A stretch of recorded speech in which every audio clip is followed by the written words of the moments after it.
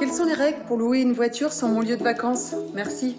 Vous avez loué un véhicule pour quelques jours ou semaines de vacances. Sachez que si le loueur a des obligations, eh bien vous aussi.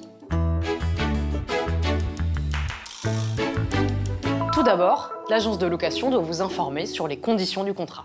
Le loueur doit vous délivrer les informations précontractuelles le plus clairement possible.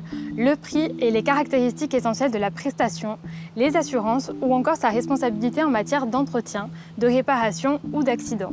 Ensuite, il doit vous remettre gratuitement un devis comportant ses coordonnées, la durée de la location, le prix TTC à payer avant la remise du véhicule, mais également les conditions d'une éventuelle résiliation anticipée. Avant de prendre en main la voiture, vous devrez verser un dépôt de garantie.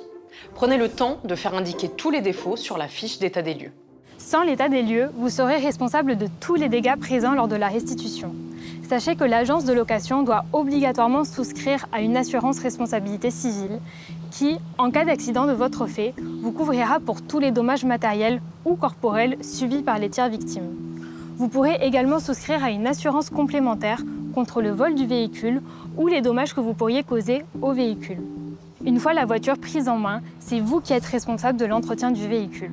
Vous serez responsable du niveau d'huile et de la pression des pneus, également des dégradations, sauf s'ils ont été causés par un tiers. En cas de panne, votre premier réflexe avant toute réparation doit être de contacter votre loueur. Enfin, vous devrez anticiper la restitution du véhicule à la fin de votre séjour. La restitution du véhicule doit s'effectuer à la date prévue par le contrat. Vous devez le rendre avec le même niveau d'essence qu'à votre départ, pour éviter une facture d'un montant astronomique.